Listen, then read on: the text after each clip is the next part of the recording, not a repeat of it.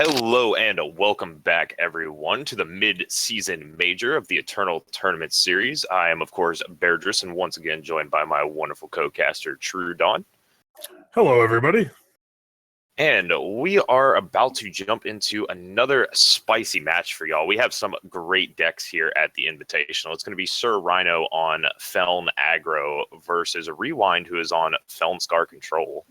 And that's going to be an exciting matchup for us to watch. We've got a very, very cool field for you all today. We can go ahead and cover the breakdown a little bit on the decks. We had five Combri Shell style decks show up today. Three big Combri decks and two Combri Splash Fire. We saw Toth running one of those already. Do we have a word on how many Vodakins are in those decks? Do we have any Vodakins?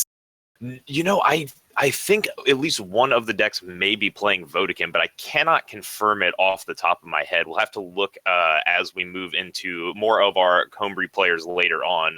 Group A here did not have any of the Combri decks outside of, obviously, the Ikaria Gold deck, which is technically an Ikaria shell, but playing a lot of the fire cards. So, and apparently we did get word 0 Vodacon in the event, so that's a little bit saddening, but it is what it is. Yeah.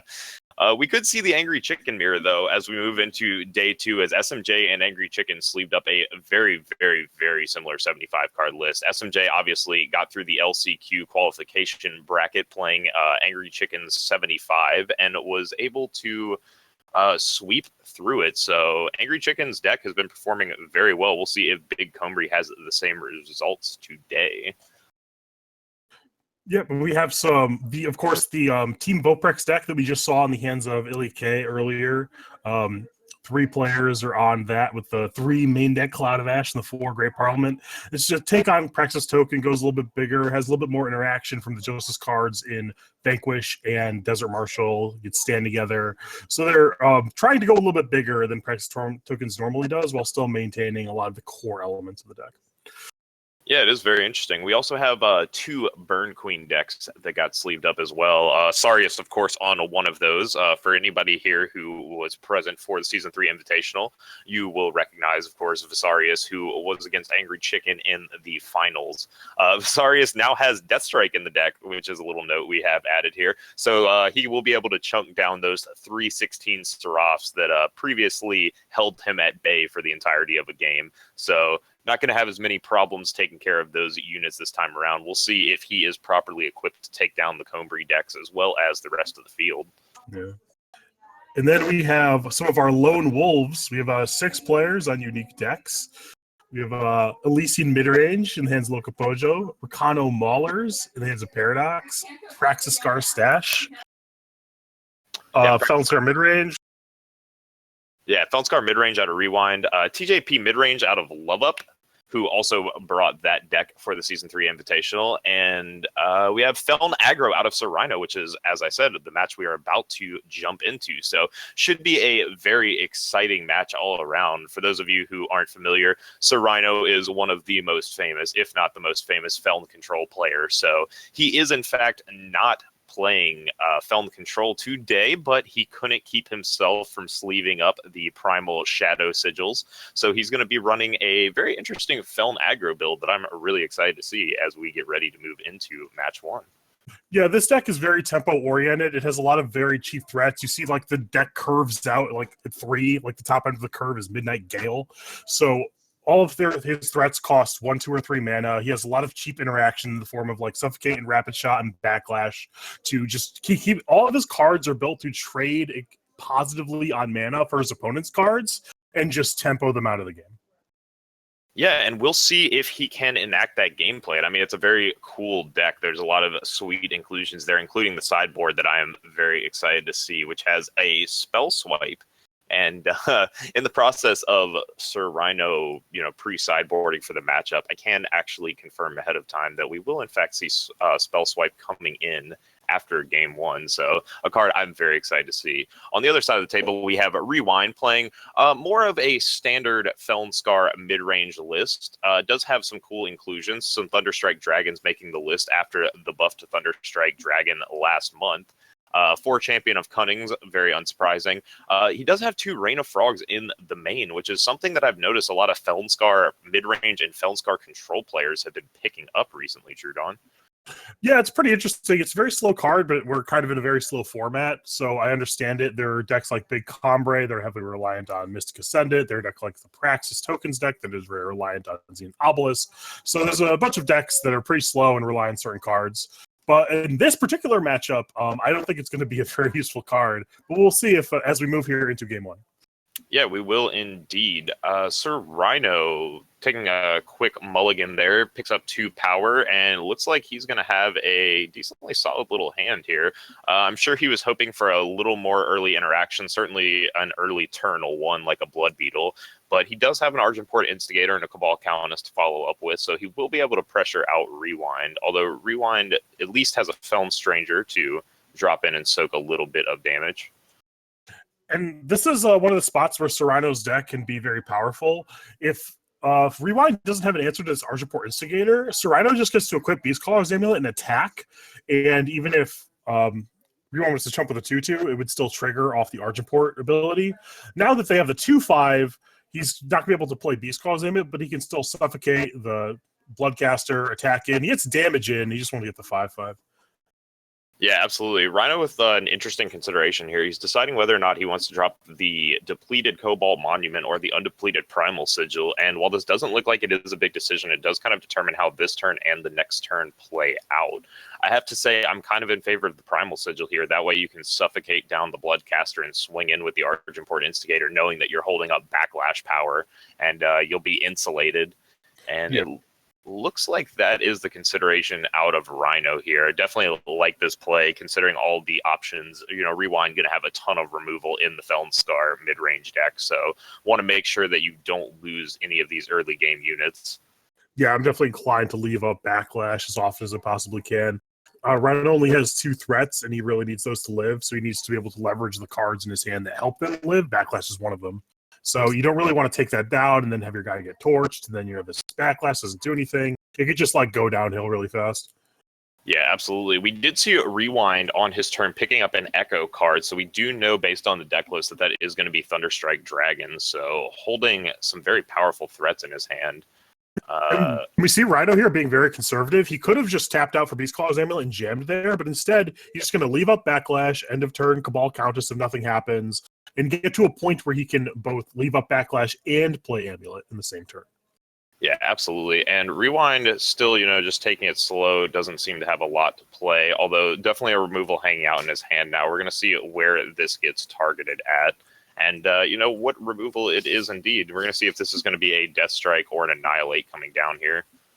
Yeah, if this is something that causes Rewind to tap out or tap very low, Rhino may be inclined to just Beastclaw's Amulet on the remaining creature. Yep, we do see Death Strike tap him down to 1, and I think you could safely assume he doesn't have a torch, and drawing the power off the top means you don't even have to think about it. You just jam the Beastclaw's Amulet, still a Backlash, get a 5/5. So Rhino's in a very good spot here.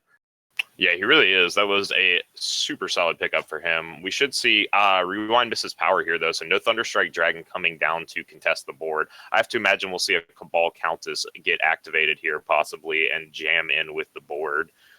It is a bit awkward because it does take you off Backlash mana, but again, I think Rewind would have tried to cast a removal spell if he had one, so it's not super risky, and it does allow you to get in for 7, or at least force a chump block, so... We see Rhino, though, still being conservative, which is totally defensible, like just not leaving up the Backlash. He has other stuff to do with his mana. He can play the 2 flyers, so still making forward progress on the board. Yeah, he is indeed. Now that he has those flyers on the board, there is going to be a huge threat in the air. I mean, this Rapid Shot is representing what may be lethal here. If we see Rhino elect to go ahead and throw an Ace Space out, we will see if that actually just does ensure it. He definitely can pump the Cabal Countess right now and make it even more unattractive to block. So we'll see how the blocks come down here. It's going to be very important for Rewind. Yeah, Rewind will likely chump block the 2/5 power creatures. If Rhino ultimates the Cabal Countess, which comes at a cost. If he ultimates the Cabal Countess, he cannot cast both Backlash and Rapid Shot. You would optimally like to have access to both. The Cabal Countess is probably getting chump blocked anyway, so for the purposes of forcing the damage on this turn, ulting it doesn't matter. but if you want it to be alive for next turn, it does. So there's a lot going into this consideration for Serrano. Yeah, definitely. And looks like he is going to activate the Cabal Countess. This is going to ensure that it doesn't die to the trade on board. Serrano electing not to use the Whisper Wind here, of course, holding both the cards he is looking for in the matchup. And this is really going to come down to what Rewind actually can follow with on the next turn. He's already dropped quite low in health, and Rhino has a very, very demanding board. This is some big answers. This is one of the weaknesses of the Feln decks, and we see, because they don't have a lot of sweepers, they have like kind of sweepers in the form of Black Sky Harbinger, like we saw there, but Black Sky Harbinger doesn't actually kill a lot. It killed one card. They're still facing down all this. Rhino has the Rapid Shot. Ooh. And that Rapid Shot, sorry, not the Rapid Shot, the Whispering Wind attacking, discarding Blood Beetle actually picks up an Annihilate. And the Annihilate's actually going to be very, very solid here, since we know Rewind is holding 2 Thunderstrike Dragons in hand currently. 2 out of his 3 cards that he's going to be able to establish next turn will die to this Annihilate and allow Serrano to push through a ton of damage. And this could just be the game here in the next few turns. Yeah, like Rhino could... If the Black Sky Harbinger blocks the 2/2, he could Rapid Shut it down, get through 4, 6. Rewind plays the Thunderstrike Dragon, annihilate it, attack for lethal. There's a lot of ways Rhino can set up lethal through the next 2 turns. He's protected from a lot of stuff. He has backlash for any interaction, annihilate for the Thunderstrike. It is going to be a chump block by the Black Sky Harbinger on the 5/5, which makes him so Rhino doesn't even have to do anything at all. He just pass the turn. Yeah, and this should ensure the victory for Rhino, depending on what Rewind actually was able to pick up here. I mean, a removal spell isn't really going to be the answer he's looking for, since we see the backlash. And with this Annihilate from Sir Rhino, lowering the defenses, Sir Rhino has 8 power on board plus the Rapid Shot. He should be able to guarantee the game. Can even drop in a Beast Caller's Amulet if he wants here. For value. Yeah, for value. Not that it's going to matter here in the matchup. There's not a single card or Rewind's going to be able to come up with. So a Rhino taking down game 1 in very clean fashion with his Felm aggro deck. Yeah, so I really like this deck by Sir Rhino. As we've talked about in previous weeks, people have been biasing their deck towards more slow 3-color stuff, just having these gentleman's agreement to like play the game in like turn 6+. And Sir Rhino is just bringing this like very, very cheap, aggressive deck to the field where he just, even if they have the answer to his stuff, they're only answering like a 1-drop, and he has another 1-drop in play, and he's still attacking for damage the whole time. Just tempoing people out of the game is a very good place to be in a format like this. Yeah, absolutely. And we see as we move into the sideboard, Rhino's got his game plan already picked out. We can go ahead and take a look at what cards he actually did bring in and out here in the matchup. I can already tell a couple Borderlands Waykeepers coming in. The Death Strikes from the sideboard, as well as the Spell Swipe that we mentioned. So I'm very curious to see if we actually see Spell Swipe get cast in the Midseason Major of all tournaments. It is. It's really expensive, which is why most people shy away from Spell Swipe, but the effect is very powerful. Like, you are not only countering your opponent's spell, which like bricks their mana, you get that spell and then get to use it. So it's like, it's card advantage and tempo. It's just the whole world is everything. Like, it's just very, very good. But it's a 5-mana spell in a deck that's like curving up to 3. So we'll see. Like, I'm not writing it off. I'd be interested to see how good it is, but it's a little out of the curve for this deck's normal range. Yeah, it is going to be a little bit awkward. Unfortunately, we don't have a Rewind's stream today, so we're not going to know exactly what he's sideboarding, but we can take a look at his sideboard and try and figure it out. He's got a pair of Ruins in the sideboard, 1 Annihilate, 1 Backlash, 2 Lightning Storms, 2 Feeding Times, a Rain of Frogs, 1 Statuary Maiden, a 1 Stray into Shadow, 2 Black Sky Harbingers, an Azendal's Gift, and a Vara Fate Touch. So quite a lot of one-ofs in his sideboard. Yeah, I like the Stray into Shadow and the Black Sky Harbingers. They both deal with a wide board to some degree. Black Sky Harbinger is also a very good blocker against most of the threats in Serrano's deck. You can also bring in things like Backlash to get into counter wars. Lightning Storm is also a sweeper against most of the creatures in Rano's deck. So there's a lot of things he could choose from. It's mainly what he wants to bring out. Afraid of Frogs is probably coming out, possibly even shaving on some Wisdoms, Bara, Thunderstrike Dragon. All that expensive stuff is just nonsense in this matchup. So maybe bring in some cheap sweepers, try and stabilize the board. Yeah, and we'll see if he did bring in those cheap sweepers. Certainly going to need them in the matchup based on Rhino's opener here. Going to have double Twilight Raptor, which is going to push through quite a bit of damage if Rewind can't find an answer immediately. And since Rhino will have the backlash being held up within the turn, this is going to threaten the board quite a lot. Rewind's going to have the Storm here. And this is interesting by Rhino. He could have just played one of the Cobalt Monuments or even another power and left up Backlash to play around this Storm, and the next turn played the Raptor and still had Backlash up the whole time. Now, because he played a little bit aggressively, he has a Backlash and a Beast Claws Amulet and no creatures. Yeah, very true. And we're probably going to have to see one of these monuments get put under his power base just to make sure that he can cast the next one. We do see a Permafrost picked up by Rhino. Not going to drop that on the Bloodcaster. Not going to be necessary. He's going to be looking to put that on a much, much larger threat. Something like a Black Sky Harbinger or one of the Thunderstrike Dragons. Meanwhile, though, Rewind just establishing these Bloodcasters and not going to be scared here at all. But fortunately for Rhino, these 4/4 cares not for those small Bloodcasters on the ground. It's possible just to cheat in this Beast Claws Amulet, and that's certainly his best path to victory, but it's very unlikely that Rewind can't kill this 4/4, and as you see, the Death Strike comes down to kill it smartly on Rewind's main phase, playing around potential backlashes. Yeah, absolutely. And we're going to see if he has another answer here. Rewind's really going to need to take care of this second Storm. What is the name of this unit? Storm Dancer?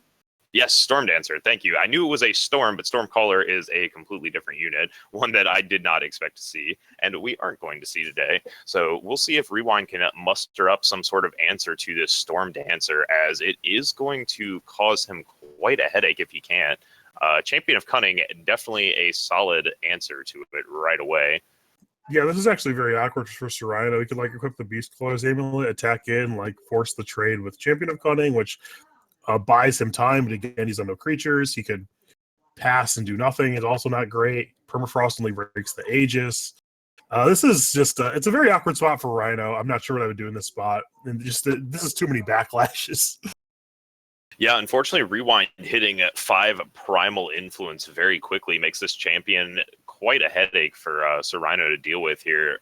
If he hadn't had the 5 Primal Influence, instead maybe the 5 Shadow, we would be able to see a Permafrost come down here and just lock it down. But in the meantime, Rhino going to be under a ton of fire with this 5/5 Champion of Cunning continually pushing in the air, and a second one at that is really going to gum this board up. I was going to say, maybe Rewind's getting a little bit too aggressive for that attack. He should, if he doesn't have a follow-up champion, but he does have the follow-up champion to block. So, yeah, Rhino just to pack it in there. And there you see, Rhino has a lot of cards in his deck, like Backlash, Rapid Shot, and Beast Claws Amulet, that are really good when you're ahead on board, but do nothing when you're not. So you have to play conservatively early to make sure you maintain that board that you have, so you're actually able to leverage the Backlashes and the Rapid Shots and the Beast Claws Amulet you draw later in the game. Yeah, absolutely. That lightning strike was just devastating from Rewind, taking care of Sir Rhino's early game presence, really punishing him for overextending with the Twilight Raptor. I guess he wasn't expecting there to be the lightning storm in play, but it does come down and punish him quite heavily. So we'll see if Rhino can bounce back from that loss right there. Game 3 should be up in just a second. And it's hard to call it at this point, but I think I do have to give the edge at this point to Rewind on the Felonscar mid-range deck. After the board, he's just got so many sweepers with which Rhino is going to have to deal with. It depends. Rhino on the play, going Blood Beetle and leaving up Backlash and then having another 1-drop, so leaving up Backlash. He should just be able to just trade up on mana with all of Rewind's cards. Well, the only card that's trades very efficiently for Sir Rhino's threats are Torch and Lightning Storm. So if you can leverage those, he's going to have a good time. But everything else is just kind of embarrassing, like Death Striking a Blood Beetle or an Argent Instigator, just behind by a million years. Yeah, certainly. We do see Rewind holding up power here. We're going to see if something like a Torch comes down, and it actually does not. So the Blood Beetle gets established. Rhino's also able to get the Borderlands Waykeeper down, which could cause quite a headache for Rewind since it has the Aegis on top of the unit. Suffocate in Rhino's hands going to be able to take care of this Bloodcaster. And wow, no spells. see a Sabotage being fired off with no spells behind it. So on the one hand, that's unfortunate for Rhino, but on the other hand, it signals that he is able to open up the floodgates here and really just drop everything onto the board. So that would either telegraph Rewind having a very power-heavy hand, or things like Statuary Maiden, Champion of Cunning, Black Sky Harbinger. So he either has a bunch of expensive creatures or a bunch of nothing. In either case, Rhino's pretty happy to hear that. Yeah, certainly. What do you make of the saving the Suffocate and dropping the Permafrost here, Truedawn? That's a little bit awkward. It's better if you're anticipating a Statuary Maiden, which, as we just said, is kind of telegraphed by the texture of what we saw from the Sabotage. So it's better to suffocate the Statuary Maiden than it is to Permafrost it. So I guess if you want to like line up removal spells like that, it makes sense. Yes, certainly. I was considering maybe like the Champion of Cunning, though, as we see coming down here, is a little bit awkward now. Since he's nowhere near the influence, it's actually not going to matter. It's just going to be, a 5/5 beater in the meantime. But this could have presented an awkward situation for Rhino. As it stands, though, Rhino absolutely demolishing Rewind right now. Rewind going to have something huge here to get him back into this. It's like Stray the Shadow / Lightning Storm or Bust, I think. Yeah, and even with the even Stray. Yeah, he's going to need 2 forms of removal. He's going to need like Lightning Storm into a Torch here to keep himself up, and it's very unlikely he has that combination of cards in his hand. And Rewind throwing out of the GG. Sir Rhino just able to take the game very quickly, overrunning the board with his flood of 2/2 flying Feln units. So Feln aggro able to bring it home, earning him a spot. Rematch?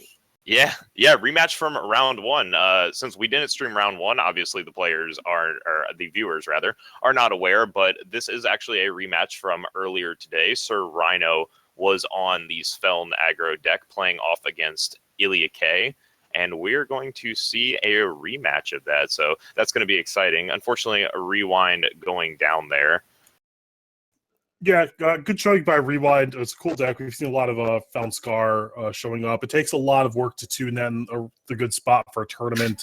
You're kind of like trying to cover a bunch of bases. Your sideboard does help you do that, but sometimes things just don't line up. And Rhino's deck is just very, very streamlined to beat decks like Rewind's that have just a bunch of expensive cards. Yeah, absolutely. And we really need to see, Rewind really needed to see another Lightning Storm there. I mean, we saw how absolutely disgusting that first Lightning Storm was in game 2 when he was able to just clean Rhino's board up and ensure a very quick victory. And that was really what he needed for that game as well. Rhino not actually holding up any counter spells would have been able to jam through the Lightning Storm and really clean the board up. But unfortunately for Rewind, just not able to find a sweeper in that matchup. Yeah, the things that allow him to actually trade mana on a reasonable basis of how he wins that game, things like Storm, Torch, even Stray to Shadow, if it's killing multiple creatures, could do the job. But cards like Death Strike, which he's playing 4 of, are just like embarrassing. They're like 2 mana downgrade. Thunderstrike Dragon is good, but they're probably dead 2 turns ago.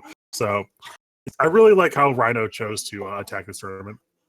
Yeah, he definitely brought an interesting build, and we're going to see if it pays off for him a little bit later, as we're going to get to see him and Ilya K have their rematch between the Feln aggro deck and this FTJ Vault or FTJ Tokens deck that we have seen players bringing. Team Voprex obviously being the ones bringing this deck, and we're going to see if they have a good showing today. I am very curious to see. We did see Ilya K get kind of run over by Toth, although he did have some awkward starts, and Toth had some very, very strong hands himself. So we'll see if that was just a fluke or if we're going to be able to see the FTJ Vault deck take it on home.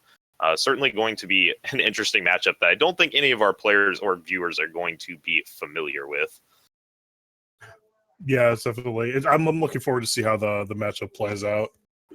Yeah, I am as well. So we are going to take a short break, folks. But before we do that, we just want to chill out a little bit. I want to tell you all about aReNGeeternal.com. So take your time when you get a chance to head on down to aReNGeeternal.com. We've got some fantastic articles written by some of the best players in the game.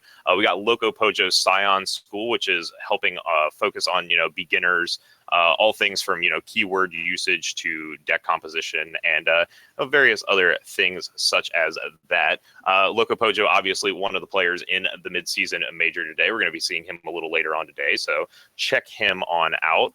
We also have, some of our other fantastic players. aReNGee, our namesake, has been doing a 2-part deep dive into deck building, so go ahead and check that out. On top of all the fantastic articles we also have ranked tier lists, which you can check out the current meta of the ranked ladder, as well as some stock lists if you're looking to play one of those decks on the tier list, or just looking for an idea of how certain decks are built. You can check them out on there. We generally have a pretty up-to-date stock lists that are very informative. So go on down to aReNGeeEternal.com for all your Eternal needs. And that is going to do it for the moment, folks. We will be back in just a few moments, so do not go anywhere. We are going to be bringing you coverage of the finals of the losers bracket for Group A.